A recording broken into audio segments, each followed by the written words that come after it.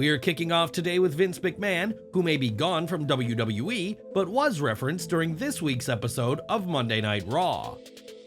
Drew McIntyre spoke about being dubbed the Chosen One, leading to CM Punk daring Drew to say the name of the man who gave him the moniker, that being McMahon himself in 2009.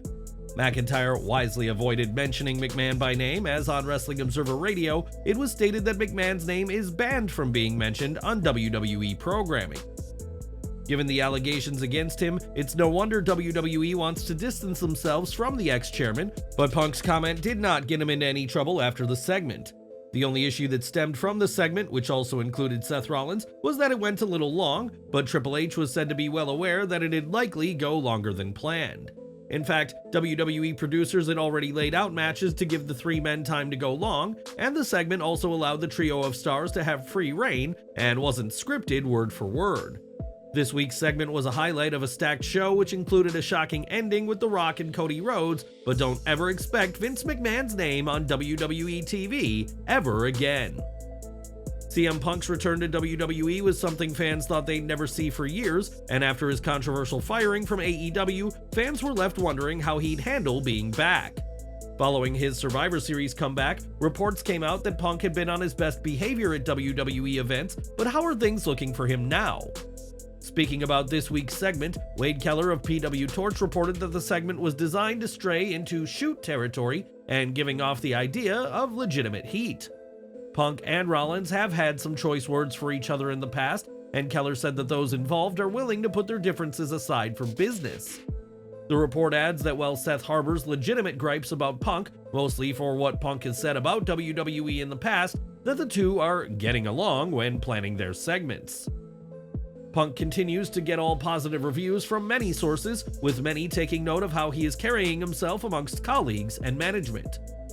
CM Punk will no doubt have some strong words for Rollins and McIntyre when he commentates at WrestleMania, but so far, the return of CM Punk to WWE is going down very well backstage. In 2020, WWE held WrestleMania in front of 0 fans due to the COVID-19 pandemic, and the show was also without one of its very top superstars.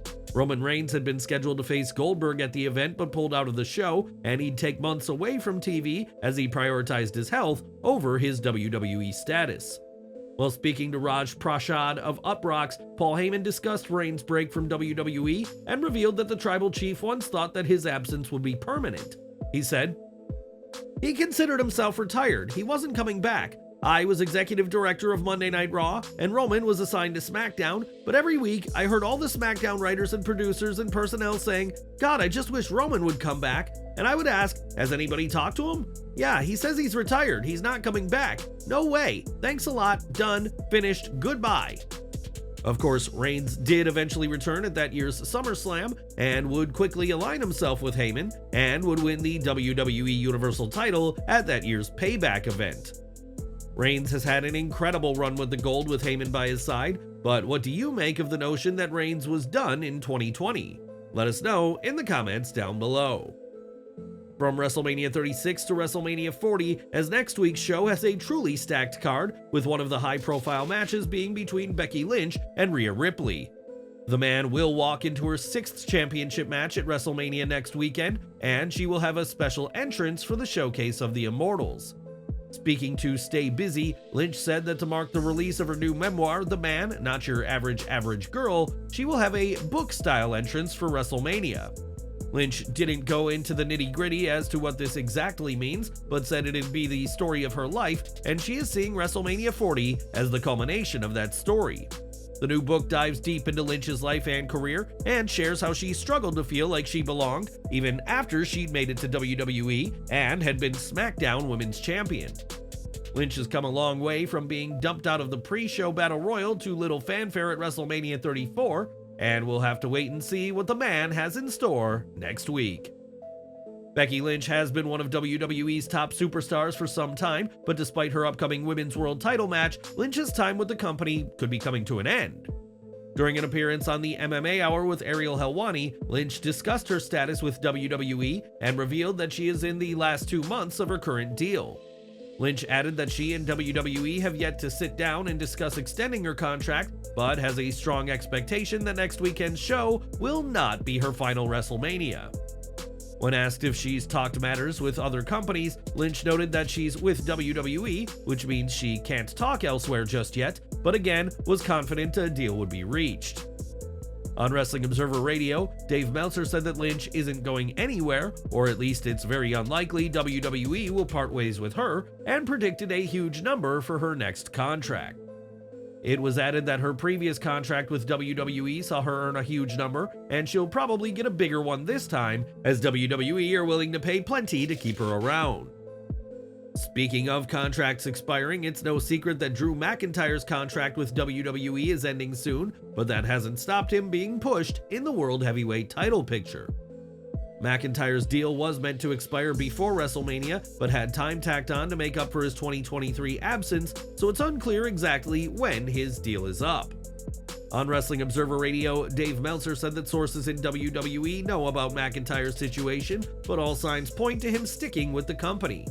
For one, McIntyre's been promoting feuds for much later in this year, as it's expected that he'll be feuding with CM Punk in the ring once the Chicago-made superstar is fully healed. It was added that while McIntyre was in no hurry to re-sign a few months ago, that was before he found his footing as his current heel character, which is proven to be a hit with fans so far. It seems likely that McIntyre will re-sign, but nothing has been confirmed just yet, and in the past, it's been said that Drew could be willing to walk away and take a break from wrestling. Ultimately, Drew McIntyre will do what's best for him, and do you think he should re-sign with WWE, or are there better prospects for him elsewhere? Let us know your thoughts in the comments. Vince McMahon news next, as earlier this month, the ex-chairman sold 5.35 million shares of his TKO stock, and now he's dumped even more of his stock in the company. An SEC filing reveals that McMahon has now sold 3.484 million shares of the same TKO stock, but he still owns a total of 11.518 million shares. This equates to around 44% of all TKO stock, as while McMahon may not have a role with WWE anymore, he's not gone entirely from the business side of things.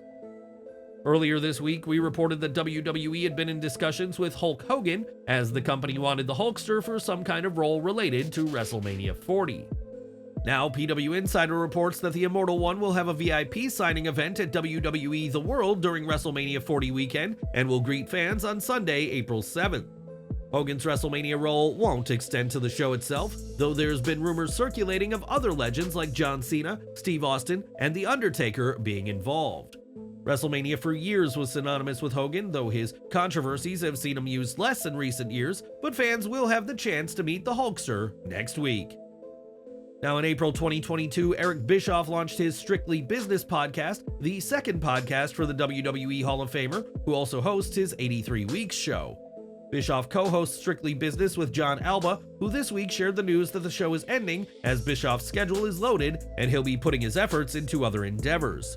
This got a ton of responses, but the most notable was from AEW president Tony Khan, who celebrated the news, calling Strictly Business a fraud of a business podcast. Khan said it was a wise choice for the show to finish before AEW finalizes its next media deal, and Bischoff wasn't going to take these comments lying down. Firing back, Bischoff branded Khan a money mark with no talent, and said that AEW couldn't even draw 4,000 fans in Canada, one of the hottest pro wrestling markets around. It's hardly a surprise that Khan is pleased about the podcast ending, as Bischoff has often criticized AEW, and especially Khan's way of handling things in the company. Bischoff will still continue with his 83 Weeks podcast, so expect him to still have some strong words for Khan, but for now, Strictly Business has officially reached its end. In his scathing response, Bischoff spoke about the attendance of AEW's recent events in Canada, and the most recent event in the Great White North was certainly far from a sellout show. The March 27th edition of AEW Dynamite emanated from the Le Centre Videotron in Quebec City, a venue that can hold an impressive 20,396 fans at its maximum capacity. Despite this, AEW decided to put just 3,550 tickets on sale, of which they were able to sell 3,438 tickets, as reported by verified source WrestleTix. This has, yet again, led to a less than favorable image from this week's AEW Dynamite surfacing online, showing thousands of empty seats and tarped off sections. Given that these seats were never put on sale, it's obvious why they're empty, but to the average fan, this appears to be another case of AEW not being able to fill out an arena. AEW insists on booking huge arenas they have no chance of selling out, and it's hard to see why, but unless that strategy changes, expect more and more unflattering photos like these. Right now, few women in WWE have been on a roll more than Tiffany Stratton, who certainly caught the attention of fans with her performance inside the Elimination Chamber. Though she came up short in Australia, many see big things in her future on the main roster, but one TNA wrestling star has hit out against the former NXT Women's Champion. When a fan said that Stratton hits a better swanton bomb than Ash by Elegance, the former Dana Brooke responded, saying Stratton loves to steal moves and gimmicks. The elegant wrestler pointed out that she's been using the move for years and branded Stratton a knockoff Barbie, which did lead to a backlash from some fans. In a follow-up tweet, Ash shared a photo of herself trying to avoid a paparazzi camera, saying that her haters want to go after her, but they're also the first who want a picture with her.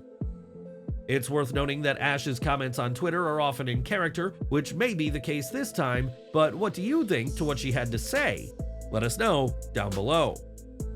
Now, we all know that next week is WrestleMania week, but before WrestleMania 40 Saturday kicks off, NXT will host its Stand and Deliver show mere hours earlier. This will be NXT's biggest show of 2024, and as first reported by Sports Illustrated, it'll be headlined by the much-anticipated grudge match between Carmelo Hayes and Trick Williams. This match will headline over the NXT Championship match, and should Hayes vs. Williams go on last, or should that spot have been saved for Ilya Dragunov vs. Tony D'Angelo? If you've been watching Raw as of late, you'll have seen Candice LeRae become a vile heel, one who holds nothing back when it comes to her fellow WWE superstars. LeRae shocked everyone with her comments about Maxine Dupree's late brother, and a recent meetup with another heel has got the fans talking.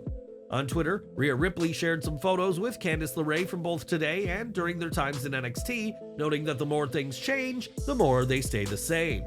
This sparked a lot of responses from fans, with some saying that Ripley could be looking to induct LeRae into the Judgment Day when the time is right.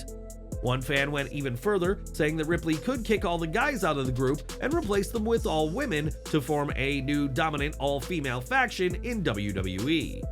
The Judgment Day has proven to be popular since its arrival 2 years ago, and would you like to see Candice LeRae join the ranks? Sound off in the comments section. More from Roman Reigns now, as it was back in the summer of last year that Jey Uso split from the Bloodline and became the first man in close to 4 years to pin his cousin.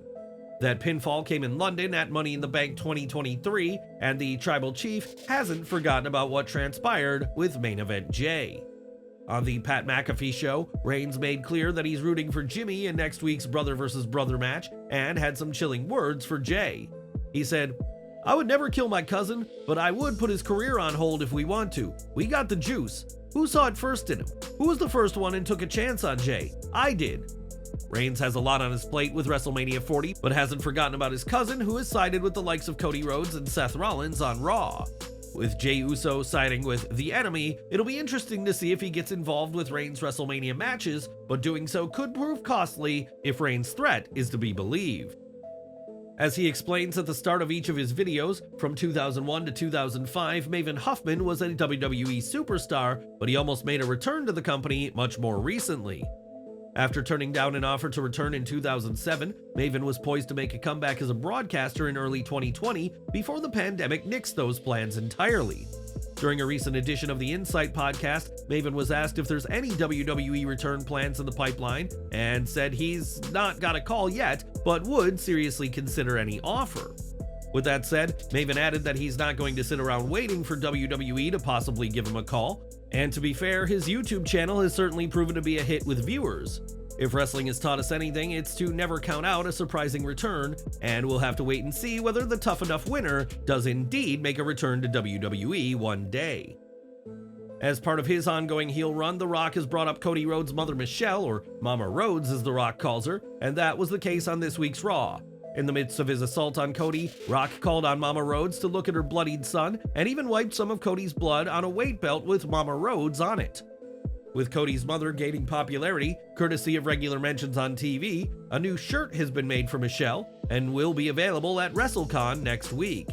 Teal Rhodes, Cody's sister, shared the design online, and noted that proceeds will go to the Dusty Foundation, and this very niche piece of merch may not last long at the convention. Since arriving in WWE, Logan Paul has won over even the most cynical of fans, as it's impossible to ignore his skills in the ring or his excellent role as a heel on TV. This week, the WWE US Champion spoke with Graham Bessinger to discuss his WWE run and revealed that Triple H didn't have much faith in the Maverick at first.